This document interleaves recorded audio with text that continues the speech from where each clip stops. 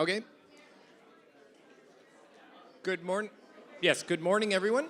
Good to see you Bonjour. all here. I'll be moderating this panel. Very happy to be here, and certainly what I intend to do is just to briefly introduce the panel members, and I'll do it at high level because you can have access to their full bio information on the website. But I can tell you it is an absolute privilege to be moderating a panel of three remarkable, powerful women. So it's really good. We're certainly not in a telecom hearing at the CRTC. Certainly not. So the first panelist is Adriana Labardini, who's commissioner from the Federal Communication Institute in Mexico. She's a lawyer by training, very long and respected background in consumer protection and consumer rights and user rights. She's got a master's degrees in law and a Fulbright scholar, so we're very, very pleased that she traveled all the way to Toronto for this event. Our second speaker is obviously very well known to many of us. We've had an opportunity to exchange. She's come to visit us at the CRTC on a couple of occasions. I think she actually saw two of our commissioners, or two of our vice chairs, have an ice bucket poured over their heads. Yes. And she was very active on Twitter, and I think she enjoyed it very much. I enjoyed it so much, I did it and got in trouble for doing it because I posted it, rules. Anyway, Oh, well, there you go. I was so inspired, I did it, but I did it myself. Absolutely, absolutely. So Mignon Claiborne is obviously an FCC commissioner, named by Commissioner Obama, and she's now on her second tour of duty on that, so congratulations. She's actually, as many of you know, was acting chairwoman as well, and has got a long and respected history with the Public Service Commission in South Carolina. Comes from journalism and newspaper because of her family's involvement in all that, and we're very, very happy that she joins us here today. And last but certainly not least, Nicole Turner-Lee, who's Vice President, Chief Research and Policy Officer with the Multicultural Media, Telecom and Internet Council. She has a very impressive bio. As I said, I'm going to refer you to the written bio, but she's obviously award-winning, recognized for her work she's done for her organization, over 30-year-old organization, working with civil rights, government, corporations, stakeholders to advocate and educate around multi-ethnic diversity in media generally and in society more broadly. So, Now, of course, I'm only 20, though. I just want to be clear. It goes without saying, we know how time doesn't fly. Right. So the idea here is that we're going to have a conversation. I'll give each speaker a chance to give some opening thoughts on our subject matter here, and then we're engaged in a conversation.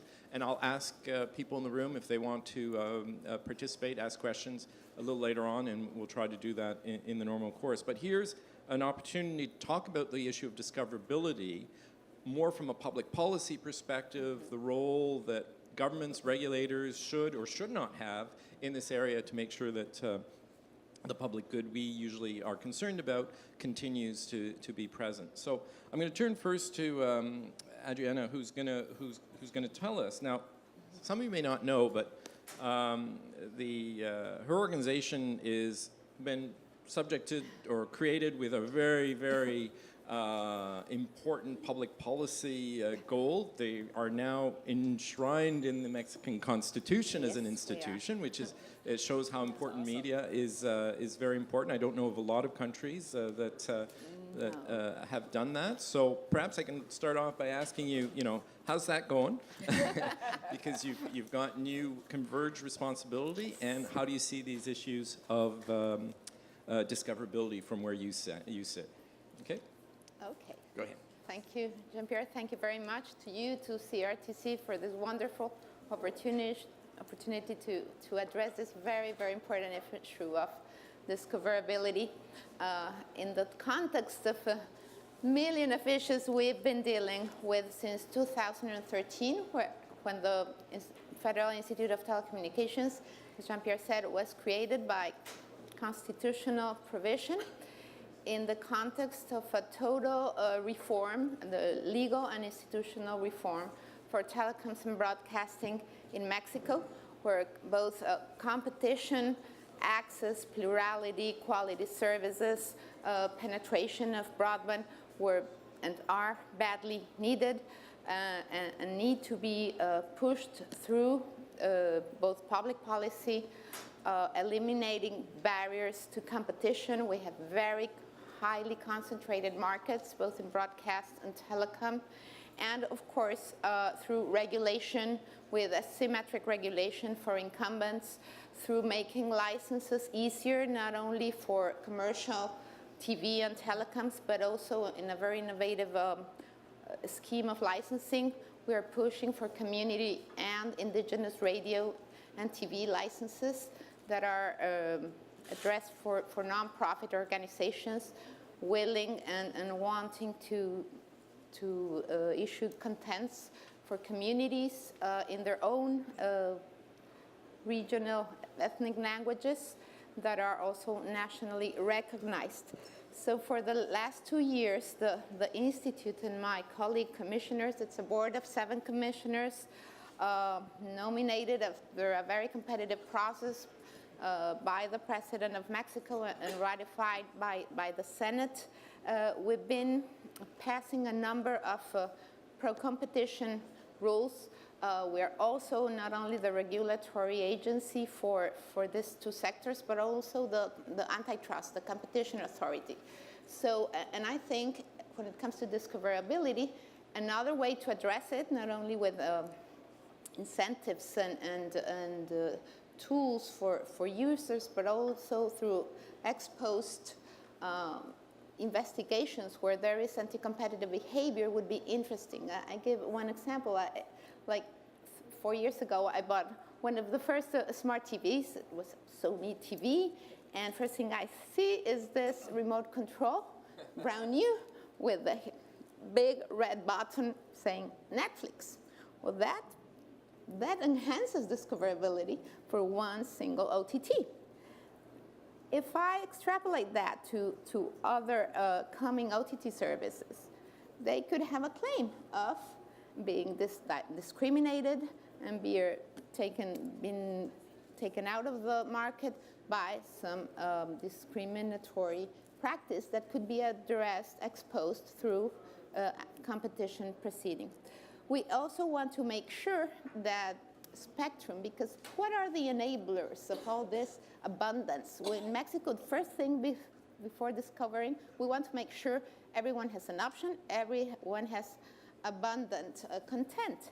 And in order for that, we also need efficient spectrum, use of spectrum, much more licenses. We've been now auctioning radio and TV spectrum, something that didn't happen for over 30 or 40 years. We completed analog switch off last December.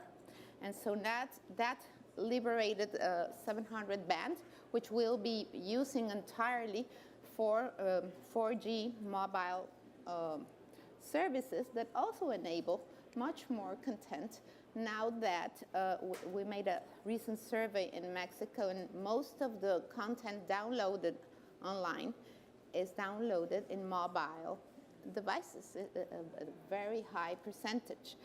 And what else? Well, we also want more community radio, indigenous content, and of course a tool to discover. And we're learning a big lessons from our Canadian partners and friends. I mean, it's not easy to discover not only the commercial, but also the cultural and indigenous content. But first, we had to deal with all these issues that were long pending in Mexico due to lack of competition. Expanding broadband, promoting multi-programming, accessibility, another important aspect of discoverability, making content accessible to persons with disabilities, closed captions, signals, Mexican single language, etc. And so one of the huge campaigns we have been working on, and Maria Lizarraga is here with us, our chief of the media unit, is passing these guidelines for what we call the audience rights. The 2014 Telecom and Broadcast Act passed a number of rights. Of course, freedom of information, access to information, access to telecom services as public interest services, and internet, etc. But still in Mexico, the fact is that open over-the-air TV is watched mostly. It's the number one platform from still. 98% of households have at least 2 TV sets, and of those, 56% of homes only have open TV. See, yes, cable and satellite TV have grown a lot, and about 50% penetration, but mainly we're still having a huge audience for now digital TV and multi-program, and so we have to focus on the rights of these people. At the same time, of course, online content is growing, but so the new law does provide for mandatory programming guides that have to be accessible, that have to include the classification or rating of programs and the schedules for children programming. We have also obligations for pay TV. They also have to have this programming guide, and working hard on implementing these rights of audiences that include a number of different rights, among which discoverability is one. But at the same time, audiences in online and nonlinear platforms is increasing, and that's harder to address from a public policy point of view. We need to, we're looking at different applications where some trends of content can be found, but hey, let's face it, the most concentrated industry globally, and we're all now speaking globally, are search engines. So Google has an index of Hirschman-Herfindahl concentration index of 8,000. It's the #1 concentrated industry, as put by Eli Noam in his latest book, Media Concentration Around the World. And so if we want to help discover contents, we have to generate new engines to look for it, local content, but it's not all that easy, because in spite of the fact that we have this abundance of content online, the trend is that it's getting more global, less local, because of economies of scale. And so we might have much more variety, but not necessarily of local content. In Mexico, there hasn't been a protection of local content. There are incentives to include in your broadcast transmissions locally and independently productions. It gives you, if you include a 20% independent local production, you are entitled to increase your amount of advertising per day. That's an incentive. But there is no cap or ceiling to foreignly produced series, actually, and that's one thing I'm not that proud of. Children programming. 89% of it is foreign. Even in public TV channels, 70% of that children programs are foreign. So we need to create more incentives to produce more local content. On the other hand, we're one of the top exporters of Spanish and Mexican-produced TV. Televisa exports its #1 exporting broadcast network in Spanish language, and it exports over 80,000 hours a year of program to more than 72 countries, most of which are non-Spanish speaking, China and Eastern Europe, and so we're huge at exporting commercial content. And so there's now such a thing as a tool to promote discoverability abroad, but they seem to be finding it, right, because they're buying it all over the world. And what else?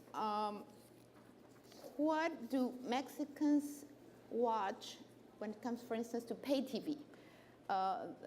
So excluding broadcast channels, the most viewed channels are Fox, TNT, Discovery Channel, Fox Sports, and Golden.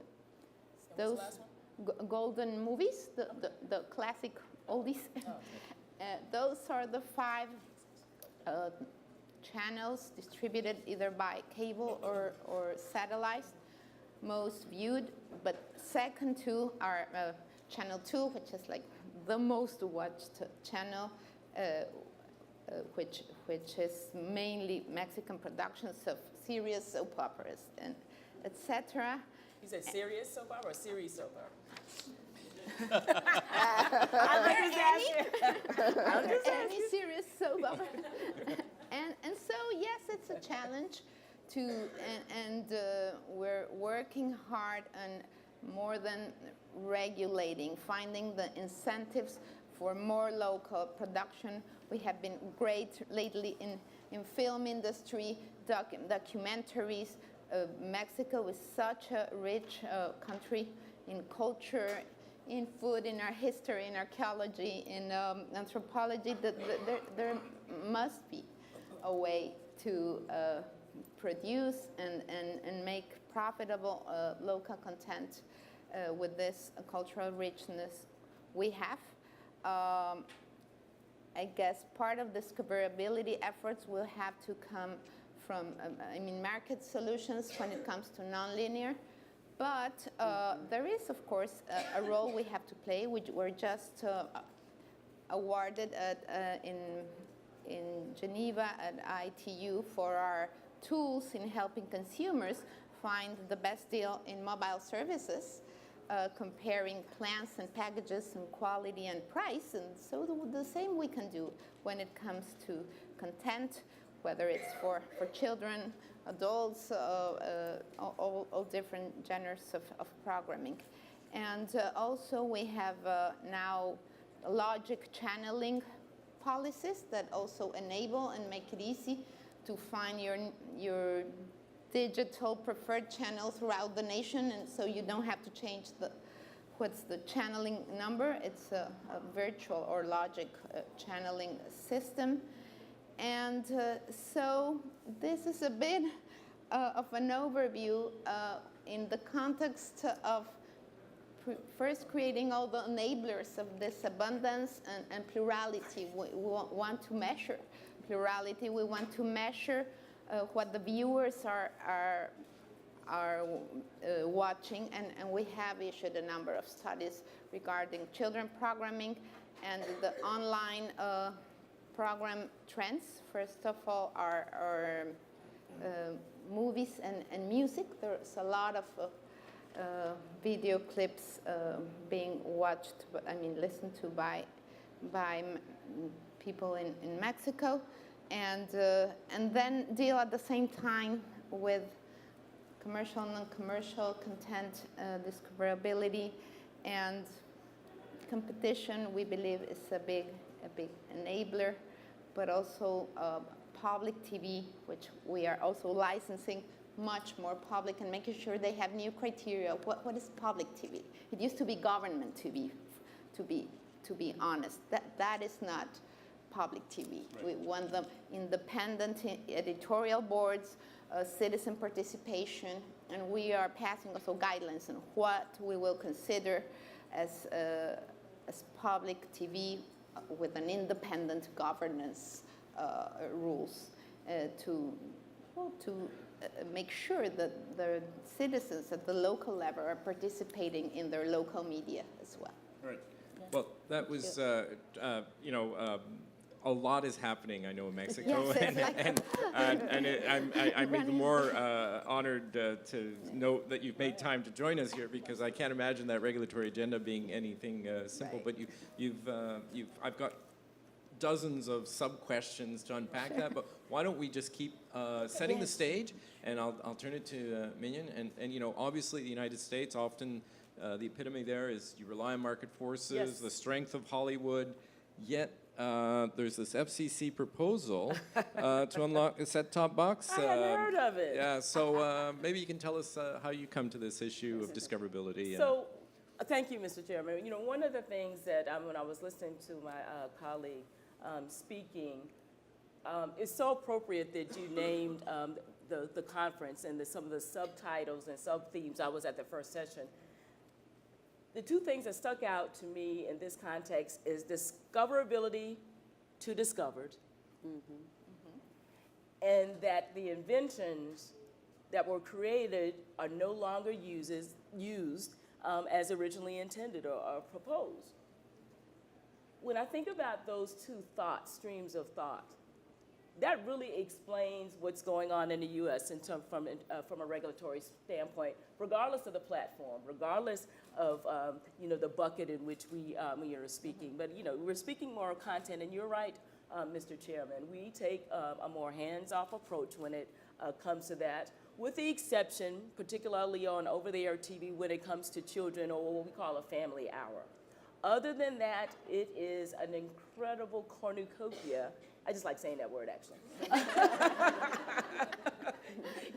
Of options. And I say that, then I say, but. I have been home more than one time with my mother with 600 channels, and I said, what's going on? And she said, I'm playing solitaire because there's nothing to watch. And I'm like, you have 600 channels? She's like, nothing's on. You hear that a lot, particularly when it comes to communities where I grew up, communities where Spanish will be the first language, Asian communities. You hear that a lot. That I don't see me reflected, on television. But then you have other forces saying you've got options, you've got content, you've got the internet, and that is when you talk about how to be discovered or discoverability. We are thinking about all of this convergence and how we keep saying that we're platform agnostic. We might be, agnostic as we know how to be from a regulatory standpoint, but it's not agnostic in terms of how people are consuming. There are challenges that remain when you talk about, there might be content all in the ecosystem, but if you're not connected, and millions of Americans are not, if you can't afford, that plan that you have mobily, then really how connected and how much can you discover? And so when you talk about the proceeding with the set-top box that we kicked off in February, it asks a series of questions, and you're going to hear the other side with my good friend here about what, whether we should move in this direction. But I am a person that believes we should put everything on the table in the wake and light of all of the changes that are going on. So the chairman put this circulated a proposal that asks a series of questions whether or not consumers should have more control with how they access their video services. So it sounds like a simple question, but 200 pages later,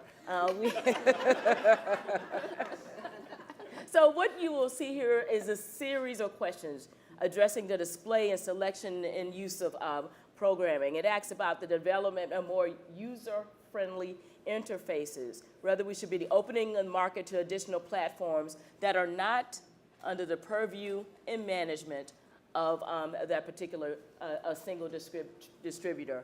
And that, as we say, is the rub here. Whether or not that set-top boxes that set-top box, 99% of Americans who have paid a relationship with a content provider, they rent a set-top box from a single distributor who controls what goes over that platform to the tune of almost $200+ a year. It's a $24+ billion industry that we're talking about. So I have heard from a number of independent distributors or independent content creators that say, I don't fit. Where does my content go? I've got these options and opportunities that people want my content, but I'm landlocked. I can't even get the provider to return my call. And so the chairman, in light of all of that, and more, put forth something for our approval or not that will address those issues. And in the coming weeks and months, you will hear more, and there'll be some excitement from your neighbors to the south. We're following quite closely, and it sounds like an interesting proceeding, and we've all lived through those. So Nicole, there's been in all our jurisdictions, with respect to linear content, a pervasive, continuing, sometimes successful, sometimes unsuccessful attempt to make sure that even though it's a mass media driven by consumer demand, and therefore often majority demand for certain things, that we need to find room for diversity of language, ethnicity, whatever. And now we're in a new frontier where we maybe have developed some tools, or maybe not, in radio, television, and here now we are in a very, very open environment. So discoverability may drive consumer issues, but we also have to be concerned about citizens, don't we? Right. So what's your perspective? Yeah, and bonjour, everybody. That's about all you're going to get from me. So I just wanted to try it out. Thank you, Mr. Chairman. It's so great to be among distinguished regulators as well, and my distinguished American regulator, of which sometimes we don't agree, but We're still friends. right, exactly. So, you know, it's really interesting. So I work for an organization, MMTC, that for 29 years has been involved in this debate around equity in broadcast. So we originally started out with, are the regulatory requirements in place to ensure, I think what was said earlier, right, this equity when it comes to multicultural ownership, multicultural voices, et cetera. And we fought a long, hard fight, you know, with the tax certificate program and other mechanisms to ensure this equitable platform. And I'm proud to say at MMTC, our telecom brokerage is probably responsible for 3/4 of the American broadcasters that are in ethnic or racial state-oriented stations. So that's a success story, but guess what? The future of radio and broadcasting is going crazy right now, right? We are seeing through consolidation and other venues where this cultural indigenous voice is sort of being obliterated over periods of time because the platform has changed. And much of that is due to consumers. Consumers now know how they want to get content. I mean, I'm old school. You know, when I sit on the metro in DC, it is so weird. Sometimes I look around at people, they've got headphones on, they've got mobile devices to their faces. There are no newspapers anymore, right? There are no radios, or like I told my kids, a CD player, and they're like, what? Right? What are you talking about? Those things don't exist because content is being driven anywhere, any place, any device. And the marketplace is pretty much changing. I mean, a smart TV, I thought my TV was smart, you know, until I saw that you can actually stream video over my television set, as it was said. So given that, we're just seeing these multimedia platforms, or these multi-formatted platforms that are changing the scope of how content is delivered. In the process of that is this whole concept of diversity of voices and the extent to which you can retain that voice by the variety of choices that people have. And I think that's where it becomes really tricky. I spent last Saturday, not the day before Mother's Day, sitting in my kitchen because we have paid TV service as well as a Roku, watching my 9-year-old look for several hours at a gentleman who showed you how to destroy iPhones. And it was just a continuous play, volcanic eruption, gas, fire. And I said to my kids, I was like, why are you watching this? And they're like, oh, he's got 5 million viewers, Mommy. He's got a lot of people watching his content. And I, as a person who grew up in the 60s, had to go back and think about why I watched television back then. I mean, in the 60s, when my parents were going through the protests of the civil rights movement, it was a battle to get the protests in Selma televised. There were governors that did not want to show what was happening in America when it came to bigotry and racism. We fought hard to get those images on TV so that the presidential administrations could actually stop the type of bigotry that was locking off people from opportunity. Now, with the plethora of platforms, I'm not sure if my kids will ever watch the history that's behind the African American experience, will ever understand the cultural mores of what comes behind certain struggles simply because they have too many options. And so I tell people all the time, because we deal with a lot of programmers, while the internet provides so much space for opportunity to be seen, the extent to which it contributes to this conversation, this narrative of diversity of voices is still questionable. You know, the extent to which I go onto the internet and the billions of pages, and I'm able to put in a search, let's just say, for French films, and I don't get something that has the word French food, you know, is another conversation around search and discovery.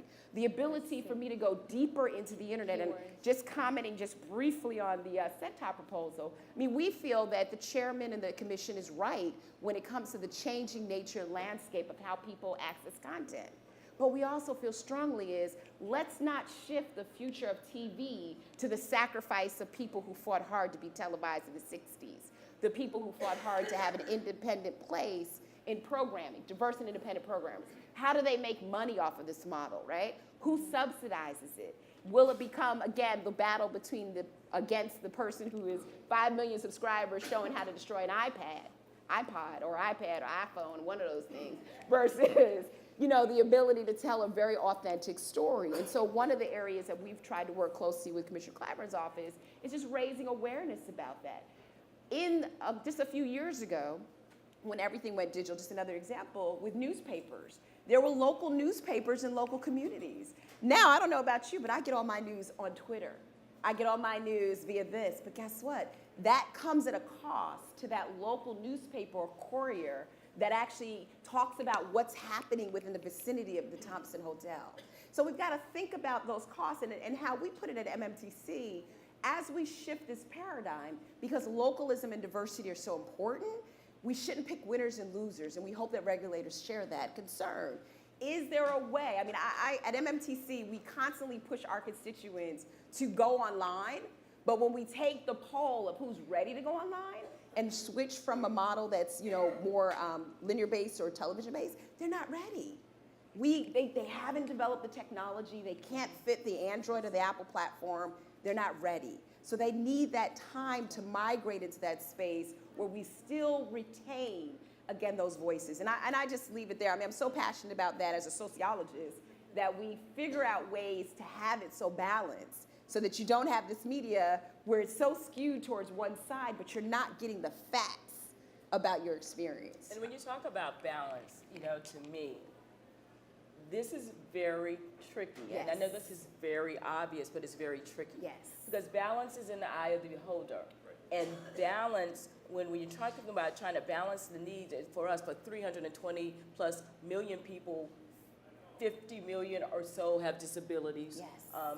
You know, you can count the number of growing, you know, differences, regional differences and the like. That is tricky. And I know that sounds, but as a regulator, you're trying to keep ahead or in tandem, you know, of the curve, of the changes, of, you know, of these evolutionary, you know, trajectories. But at the same time, you have to be aware. I had to give Nicole credit on this one. She puts it well. The legacy, traditional, you know, experiences and exposure, but you also have to be careful to not do it through your own lens. Yes. So much so until you stifle, you know, options and opportunities, and that's difficult for a person who wants balance, who wants you to see all sides of the equation. But if you don't want to see all sides, who am I to say? Right. And so that it's a tough one. Right. It's a tough call. Because we all believe in open dialogue, society, and all that. But by the same token, I was struck when my colleague Claude Jolicoeur opened up this morning, and he talked about it's about not just discovering what you want, but what you might not yet know you want or need. And so we often struggle as regulators or public policy makers to find the right place to intervene, to open up so that people get to know what they don't know, whether it's the civil rights battle, not on linear television, perhaps on the new platforms, because it's still an important societal story to be told. So what is the way? So in Mexico, you're working very hard to open up the marketplace so that there's more than one voice or a number of voices controlling the corridors of opinion. But is there a public policy need to go one step further and actually make room for the diversity of voice in an active way rather than holding back and waiting it to emerge through the natural evolution of the ecosystem? Well, interestingly, in radio, let's talk a bit about radio because it still plays a very important role in this relationship to your local reality. And it's, I guess, the media that provides the most local, including ethnical content. So, for instance, in the past, we had a number, hundreds of pending applications for a radio, community radio license that were kind of trying to find its way to the end. There were problems. Some of them were not sustainable. They are not allowed, and still the new act won't let them sell advertising. And so, but now we've been issuing quite a few, and we still have over 500 applications for community radio licenses. We are hoping to be able to find spectrum for most of them. The more remote they are, there is spectrum, of course, but we really want also to do as much as we can as regulators to make them more professional, sustainable, to be able to spend more money through volunteering and funding to produce content that is worth for their local communities, and of course always in their own languages, whether it's Nahuatl or Mayan or Zapotec, and I think there's a need for them, and there's quite a few very successful NGOs working in created like banks of content that have been very, very good radio programming that could be broadcasted in different radio communities. It's funny you should bring up a radio. You tee that up because in the U.S. we've got a similar, I guess, balance and challenge on steroids. Did I say the word steroids? I'm sorry. So you've got 2 or 3 radio conglomerates that own quite a few hundreds of stations in markets. Now we've got some rules in place that talk about in local communities how many voices, how many independent voices can be heard. But when you go from city to city in the U.S., it's not uncommon to hear the same thing, because you've got economies of scale and scope being realized also from a content and a music and an entertainment standpoint. And you've got some people in America, including, I'm going to be honest, get in trouble here, this regulator, who misses some of the local type of flavor that she heard growing up. I credit radio, an AM station in Charleston, South Carolina, that no longer is owned by an African American, for helping me give my voice. They had me on the radio before I could put 3 words together. They allowed me to be there on a weekend and that call-in show. I don't know, with the exception of some of the smaller hamlets in the U.S., where you get that. And on the low-power radio side, we have done some incredible things that opened up the market to thousands. I think about 2,000, pending applications. I mean, they just came flowing in, which affirms, though they cannot technically make money from it, that there are people out there that want to be heard and want to serve their communities. It is a tough balance, again, since our framework is so different. For us, from a regulatory standpoint, to make any more significant changes as it relates to that. The low power radio thing, I'm proud of that one. AM revitalization item, if you looked at that for those AM stations, that's the most diverse platform in America when you talk about African American, Latino, and other owners and content, the most diverse space, but the most vulnerable, because right now, for those who do not have a translator, it is hard to listen to. It's hard for that, that coverage to get that penetration. And so what do we do if, because we've got, as a part of, our, articles and the sections in the Communications Act, we talk about how do we fuel and enable more diversity of ownership and the like. Yeah. I say what I believe people want to hear. From a regulatory and political standpoint, honestly, it's a real challenge. Right. And we may be at a state, too, where we're getting the tools for traditional platforms, but we have yet to tackle the new converged platforms and what it means there, because we have the same thing in Canada. We have some great community radio. Right. The economics of that are quite challenging. They're but they have the difficulty, like the commercial, of finding an audience, except it's 10 times worse because they're already starting with less resources and capacity, and yet they're so important from their community perspective. But I'm going to mention one. yeah. I'm going to be rude, Mr. Chairman. Yeah, mention no, one no. thing that I don't Mignon, know. you'll Guys, never be rude. Right. You're just adorable. If you say it up front, then you get forgiven. So also in February, I don't know if people noticed, including the set-top box item, we issued a programming NOI, notice of inquiry, which I'm going to say guilty as charged, I push. Yep. And this is a fact-finding exercise, so to speak, where we really talk about some of the core issues that those independent programmers say they have. Now, when they came to me, they said that they have insurmountable challenges when it comes to acquiring programming carriage. We kind of teed that up. They said it's difficult for them to receive fair or reasonable contract terms because they're at a disadvantage. They don't have the market share or the type of strength to do anything other than to either say yes or no. And because of a program that's just reaching access is often restricted via contract, they say that they cannot grow their online businesses because sometimes there are clauses that prevent it for them to really have any meaningful over the top, type of platform.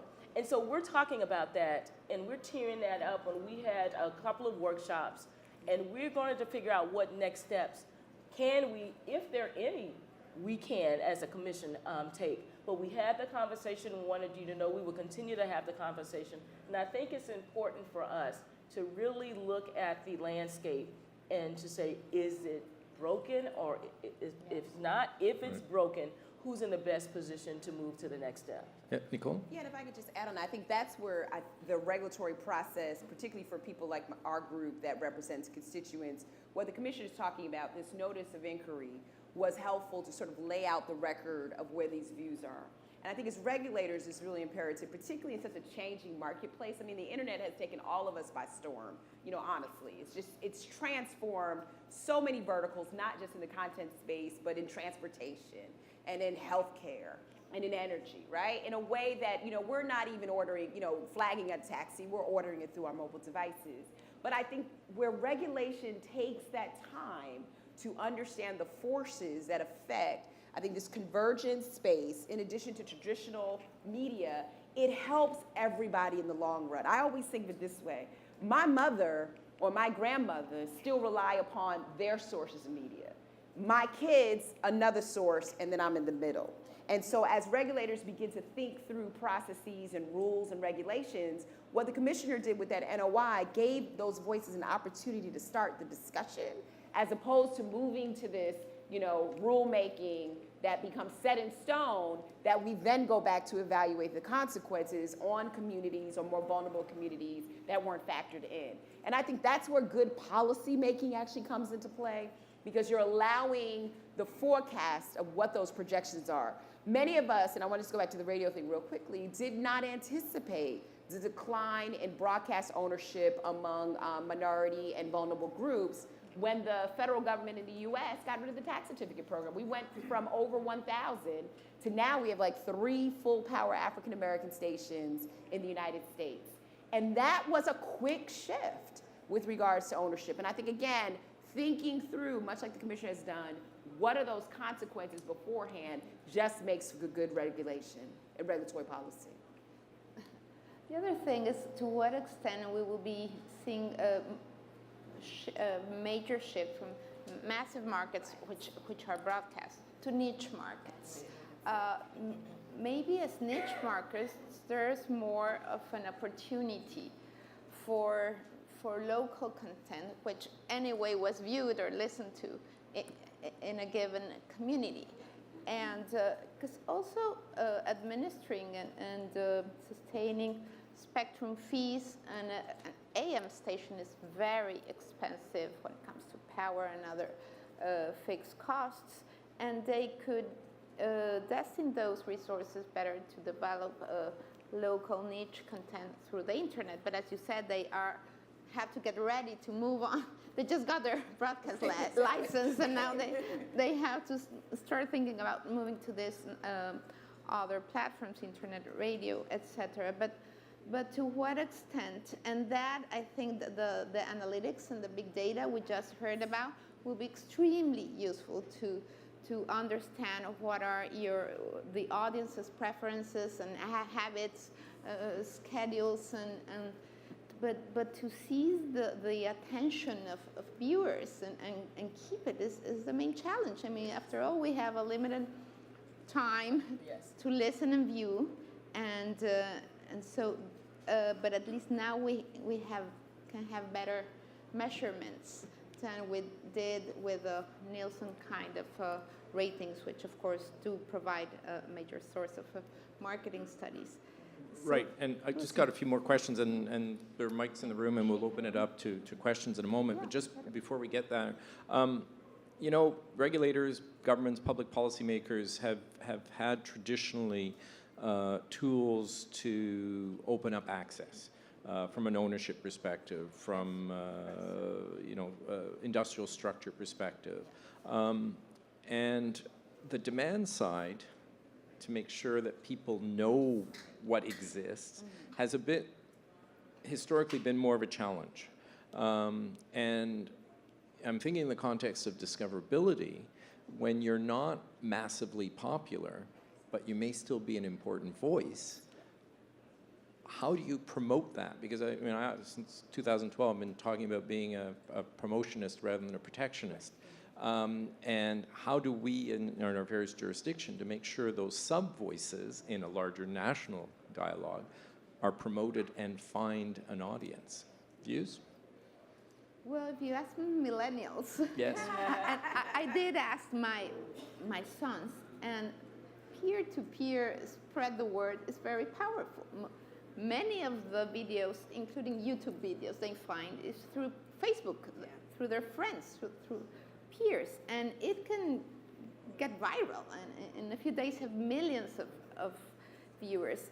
Other specific search engines for specific video on demand platforms, also classifying their catalog of content through age or gender or origin. I am sure they more and more peer-to-peer catalogs will emerge. We could, as regulators, I believe, create apps to make this process easier. Just like comparing mobile rates, right, which it was like you needed a PhD in economics to compare all these mobile packages, but we have made it easier for consumers. Your facilitator enabling, so greasing the system. Yeah, right. More than regulation, although they do have this obligation for program guides, we could implement some aids, some tools to let, and not only the commercial programming, but this more local, cultural, educational programs, which is important to make more visible to parents and youth. So the commissioner points out something that both is an enabler, and sometimes it's exciting and fulfilling for me, but it's a challenge that our role as a regulator has changed and will continue to change. Sometimes we're an educator. Sometimes, we are a regulator in the traditional sense, meaning the market forces are not, working the way in which everyone envisioned. So we have to have a stronger footprint. Sometimes we stand back and look, and sometimes we totally forbear. And so when you talk about, when you were speaking, and Nicole mentioned this too, I wrote the word aged now, A-G-E. Not just because I think I might have bursitis, because I can't explain what's going on with my right hip today. I just can't explain it. But how we, again, going back through the lens in which we look, it's sometimes difficult, especially when we come to these platforms and these conferences where everything is sleek and we are just so forward thinking, that there are some people who consume content that are not as visionary and forward-thinking as we are. And we cannot afford to have this pathway, this single focus, so single and narrowly focused, so myopic, that we forget about the legacy users and the legacy platforms. And it is, I keep going, I'm using the word tough a lot, but it's very difficult, to balance all of it, because you don't want to leave anybody behind. And my fear, and some of the fear in what we talked about as codified in the open internet proceeding, which we're waiting any day now for a ruling from the appeals court. But it didn't happen in 10:30 days, so we're good. No, it didn't happen. I don't know if you know, this happens in the FCC and the communications bar. Every Tuesday and Friday, everybody's like this. 10:30. Because that's 10:30 is when a decision either comes down or not. So it has been almost funny to watch lawyers, because every time those two times come, they're poised. But I say that to say this, the reason behind, and I supported Title II from the beginning. I was one of the 2010, I didn't have to make a conversion in 14. I didn't have to, make one. It's just so important, and some people fear that if we go and treat things in legacy ways, that the internet would not be as free as open, and open. That's why, I endorsed the platform I did.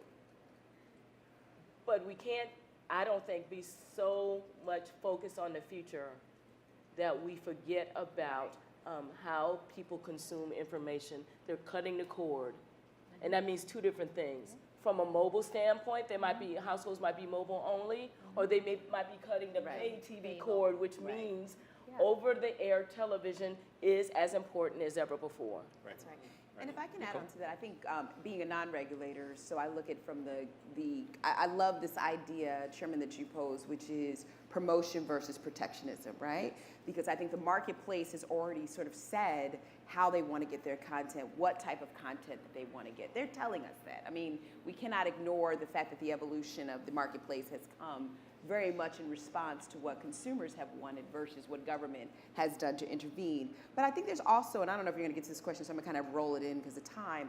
I think there's also this conversation, picking up on what Commissioner Clyburn talked about, in terms of sustaining new media platforms in the age of legacy support and legacy regulation. Exactly. And, there is right now, based on the edge providers that we all enjoy, this lack of framework for how you actually look at over the top, how you look at multimedia video distribution, how you look at the video marketplace in the context of legacy platforms. Where does the regulation start? Where does it end? How do the business models change? And I'd just like to share, when I think about it, having, spoken to companies like Google, to Comcast, it's always an interesting conversation, because if you really dig down in the weeds, you begin to understand the conversation. On the over-the-top side, their business is less about the production of content and more about the distribution of content. So they're really not worried about the quality of the YouTube videos that show up and whether or not they had a showrunner and a talent, person, and it was populated by the most, popular actor or actress in the creative ecosystem. That's not their concern. Their concern is visibility and eyeballs. They want to see that young person or that older person who has this viral video of 1 million people overnight become a success, but a success for that moment, not necessarily a success that creates a series or episodes or network, that where I think the legacy models of paid TV and broadcast are more interested in the production of that content. And that creates a different tension, for example, when you look at ad revenue. I was looking up just the other day, Netflix, for example, has made about, I think I have the statistic, but it's in the billions in terms of ad revenue, and in terms of their subscription model, excuse me. Google has made billions in terms of their ad model. Netflix CEO will tell you, we're not trying to do ads because the content that we curate, we're not targeting a single demographic. We're gonna throw as many Post-it notes, as we say in the office, on the wall, and whatever sticks, sticks. Their investment, for example, in original programming this year is in like 600 million, I believe it was reported. And they've been very careful about the type of content that they actually produce. On the new media space, if you talk to Google, they'll tell you, we're not trying to do web series. That's not our business model. We make money off of our ads. And our ads wrap around the content that people are actually generating. So if you know the business model pretty well, which I'm sure many of you do, the ad revenue that actually gets to the producer of that content is very nominal, right? It's not enough to create the type of networks that we all envision. When you look at the traditional side of media, paid TV, broadcast, et cetera, those models are heavily dependent on ad revenue. You know, they're the reasons why they show up at a prime spot on television. They're the reasons why they have this connection with Hollywood, why they work with unionized and ununionized workers, right? There's a structure to how that model supports the production of content that people have grown to love and want to see on Tuesdays at 9 o'clock. That's where I think it's so interesting where we are now, right? Because as regulators, you have the ability to figure out, to turn the switch that changes the ecosystem on both platforms. And I think for groups like ours, we're always trying to find this third way. Sort of like, can't we all get along in this space, you know, given the demands of content? But as Commissioner, I know, right? It's a common thing to say. But it goes back to that original premise, right, that I started with. How do you maintain this search and discoverability in a manner that creates equity on both sides? Because consumers, in the end, my daughter, she doesn't know what she's looking for, but she knows what she found. My mother or my grandmother doesn't know what, like your mom, right? Doesn't know what she was looking for, but she knows what she's found, right? Or did find. Yeah. So if we sort of take those models and immediately sort of, you know, weaken the bonds and the regulatory structures that have supported really heavily one side, because we can only regulate in the US, for example, one side of it. Do we miss opportunities to really create a robust media ecosystem that allows people to survive on both fronts? And I think that's the part where advocacy groups, we share similarities and we have differences on how to get there. But we've got to get there, right? Or else we're going to, again, miss these opportunities to have a full and robust conversation But you that should- happens on but- the airwaves. Right, I promise 20 seconds. I was in Jackson, Mississippi a few weeks ago, and I got interviewed by their daily paper. Do you know where I appeared? I think I might have been in the daily paper in Jackson, Mississippi, but I was on their online platform. Right. When they cover the news, they're not thinking about that printed paper as much when they go, and the guy was like, oh, yeah, newspaper. It's like almost like it was an aside. Now, he worked for the newspaper, but their online portal, which they have not monetized, I will say, is where that news happens in real time. And it's interesting, so even the most legacy platforms that are struggling, that their pages might be fewer and fewer each day, they're looking at this and trying to figure it out too. And the people that they're keeping, they're just not the standard print journalists that's sitting at a terminal. Right. They're Because they're have an makers- online presence Because with they're their makers of news, Right. not Exactly. makers of paper. But see, Exactly. but that goes back to, respectfully to the commissioner, right? But that goes back to, can that Jackson paper monetize itself off the ad structure Right. that they had As before? today, they have And not, they but they're can't trying. do it. They haven't figured it out. Okay, well, let's turn to the audience. Kathy, perhaps there's a mic, I think, circulating, so everybody hears you. But okay, let's start with up here, puis après Geneviève. Okay. Thanks. I was really interested to hear that a common concern, it seemed, for Sorry, all... Kathy, maybe you introduce yourself. I know you, but not Oh. everybody does, okay? I'm Kathy Edwards with the Canadian Association of Community Television, a not-for-profit association that promotes access by Canadians to broad mainstream media on TV and video.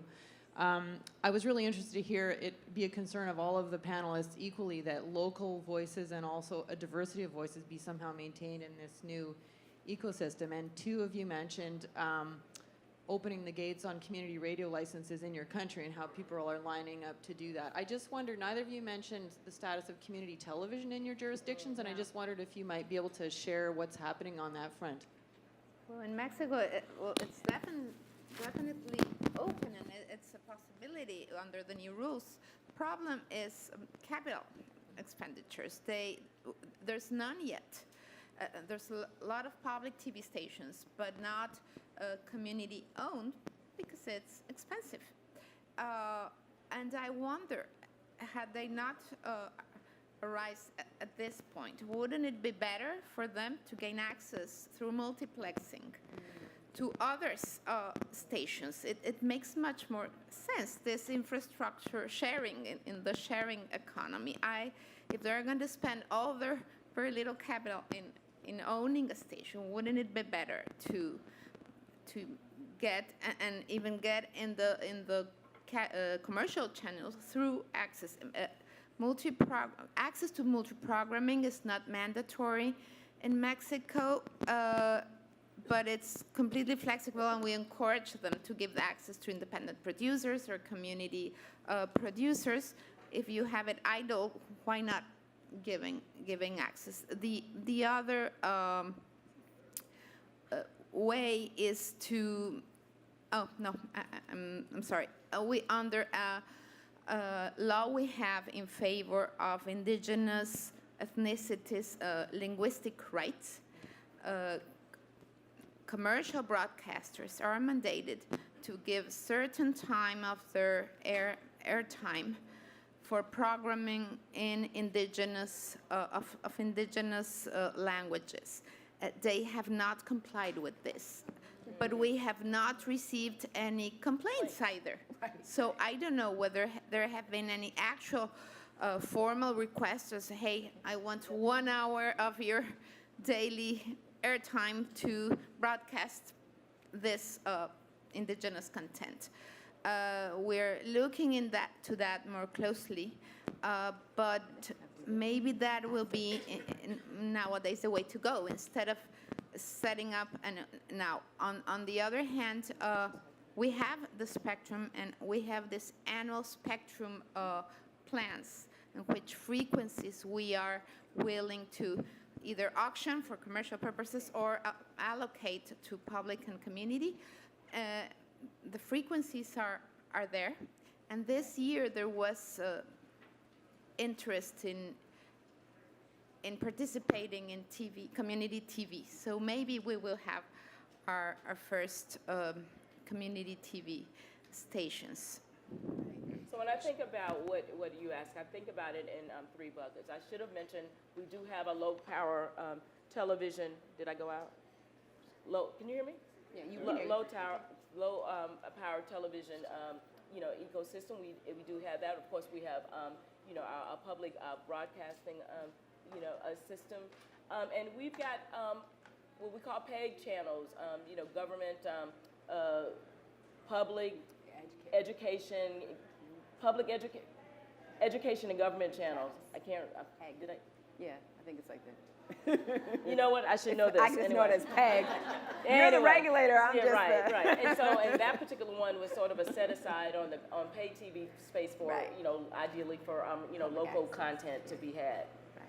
And if I can just say, I think the regulators have put it best, but I think it's also the spectrum assets are really important. I think there's a lot of, we're dealing with this in the U.S. We're going through an unprecedented auction through the Federal Communications Commission to do a forward and reverse auction where broadcasters will voluntarily put their spectrum in the pot, and then commercial wireless companies will come in and buy that spectrum. Now, the challenge in the long run is how many broadcasters put their spectrum in the pot, and what does that look like for community broadcast? And the other amendment to that is that when we switch things up and change things up from a channeling standpoint, when we recalibrate the market, low power television stations are not protected under the incentive auctions. So they are very concerned right now about what their future will be. And to be honest with you, right now I don't have an answer to make them feel any more at ease, other than will do everything in my personal power to make sure that there are a few disruptions. So this is the reason that I came here today. Thank you, Chairman, but that's the answer I needed because that is so important. I would stand up and give you a standing ovation for that one, Commissioner. Because That's the only time she's on. I have to say, but that's an important issue just for people and regulators. The unprecedented move based on everything we talked about with new media, with the use of unlicensed wireless and other applications and experimentations, comes at the cost of radio and television that's localized. Yeah. So again, you have to think through that equation because again, if LPTV people are not protected, you then create this uneven distribution of media frequencies that in the case of this whole conversation will go towards the new and forget about the legacy. For the record, Congress did not protect low-power television. That was in the. That's the challenge. Yeah. Okay, so we have time for two last questions. So, Yeah. Geneviève, if you have So to say actually, this is from Madame Labardini. You talked about working on incentives for more local production. And I wonder if you could tell us a bit about the incentives you're looking into. Coming from Quebec, that is of interest to us, of course. Sure. Thank you. Sure. Well, under the new Broadcast and Telecom Act, there's a specific provision allowing commercial broadcasters to increase the ceiling of allowed advertising time per day if they increase to at least 20% of their whole productions. If they include a 20% of independent local production, then they are entitled to increase also their quota of advertising. That's one. On the other hand, because it involves a number of other government agencies or entities, we are trying to act as mediators or facilitators because that is not under our powers.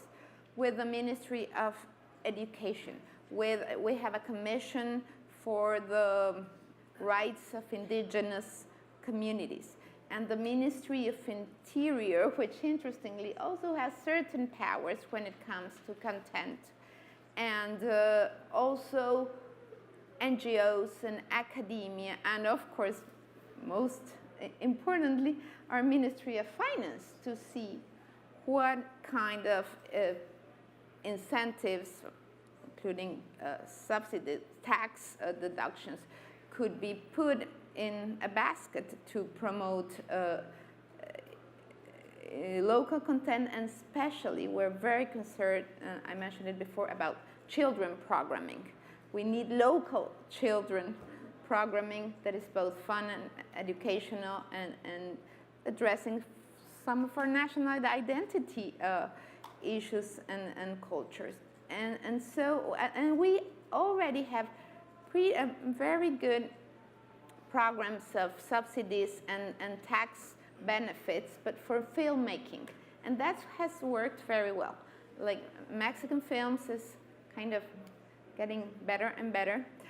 Our directors are going to the US and winning the Academy Awards. Yes, you are.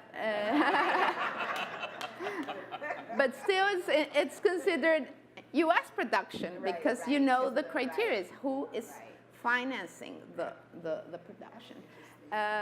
But that model of giving these tax benefits to Mexican filmmakers or creators could be probably replicated for TV and radio, and also look at local governments' efforts as well. Here, I know this is one of our million still pending challenges, but we are going to have a very interesting forum in June hosted by Maria Lizárraga, who fortunately is here with us, and she's a wonderful engineer, expert in both public policy in media and in production, and she's hosting an international event in Mexico City on children media, or media for children, Canada speakers are invited, I've been told, and others from all around the world, and see what models have worked best in other countries, because we do have to increase Mexican production of content for children, and why not Mexican discoverability tools for children programming specifically. So we're working on that. Good. Maybe the last question to Serge Sazeville, who comes from a little upstart in Quebec. Hi, Serge Chazeville, Québécois. I just want to, it's not a question, just a comment, just referring to what you said about the importance of the quality of content for Netflix. Just want to add that Netflix in 2016 will invest $5 billion in programming and funding 31 original exclusive web series, which is quite a challenge for the traditional media players in Canada who want to compete with Netflix with their own OTT services and don't have access to the same funding. And if I could add on that, so it's so funny because I was going to add that stat. So out of the 16 programs that Netflix will actually fund with that $1 billion, not one of them have a multicultural lineup. And so, I'm sorry, out of the 16, so the comment was that Netflix in their launch of their 2016 lineup, for example, has announced 16 original programming series. When you go back and you do the weighting of the diverse content that's actually associated with those 16 programs, none of them are diverse. They may have one or two actors, but they're not written. So you're obviously not happy with that outcome. No, so not at all. So what's the solution? Because social responsibility is not doing the trick? Well, you know, part of it is, and I don't want to say social responsibilities, but since I'm in a company of friends, and we've been publicly on the record on this. Put down your pens. The challenge that we have with the high Silicon Valley companies, particularly in the U.S., I'm not going to speak about this globally, is there have been recent studies that have come out about the level of diversity when it comes to the decision makers in those companies. Over the last few years, Rainbow Push Coalition under Reverend Jesse Jackson, who everybody knows, has peeled the onion to show that when you look at the top media or top Silicon Valley companies, from Amazon to Netflix to Google, et cetera, the percentage of African American and Hispanic front leaders tends to be under 4 to 5%. And so when you have 4 to 5% of decision makers who are not in key positions to actually think about the type of content that is being delivered, to entail and participate in hiring decisions, to think about investments, you then create this practice, and I'm not going to say discrimination in this group, but you create this practice where you do not have key leaders within those conversations that see the importance of diversity. I'm going to say real quick, that is the same trend that you see in Hollywood. When you think about what you saw with the great movies that were represented at the Oscars this year, that campaign had a lot to do with the lack of diversity that was on the Board of Governors for the Academy. Now, Cheryl Boone Isaacs, who runs that, has made a huge commitment to add people to the Academy because those are the people, not us in the room, who make the decisions on who gets to the awards. And so to your point, I think the internet, I'm a Netflix subscriber. I think the internet has completely thrown everybody through a curveball to the best of our efficiency.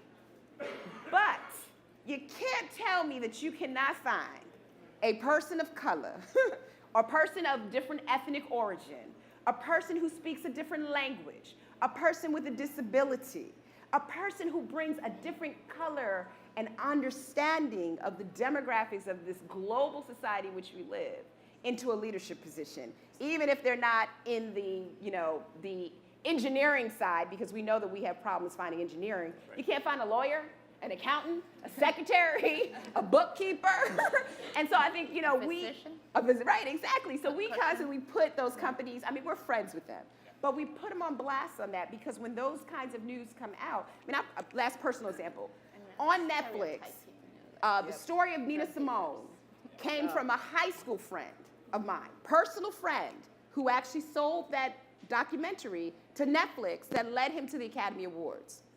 The amount of money that it took for him to make that outnumbered the amount it took to sell it. So he's still the same Jason Jackson, who's got a lot more coverage, but again, it goes back to that conversation between the production of content and the distribution and the eyeballs around that content. We've just got to find people who actually turn around and say, you know what, young man, we're going to invest in the development of that content. We're going to make that part of our lineup because you took us to the Academy Awards.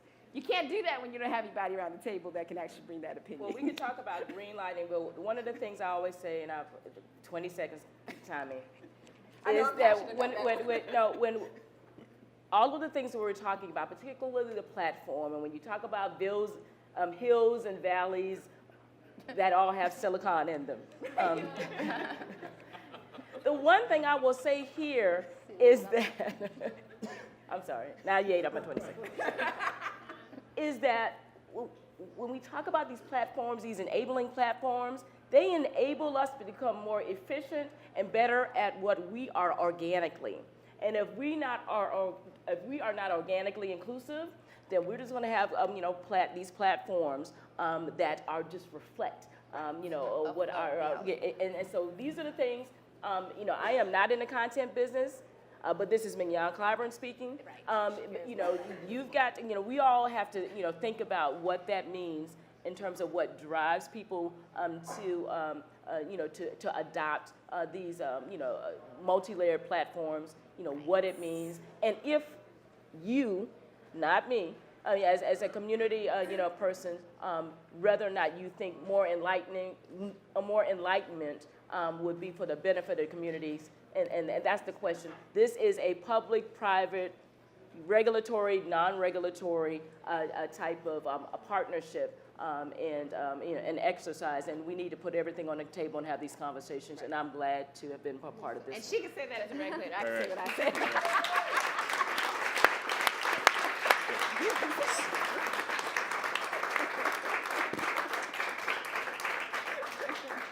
So, colleagues, you're obviously very passionate, and I've completely lost control of the panel. I was supposed to end 15 minutes ago, but that's okay. So I've got one bad news is our time is over. But two pieces of good news is that we still have the opportunity to have a conversation on the margins. You now know who these wonderful people are, and that you can come up to them and chat.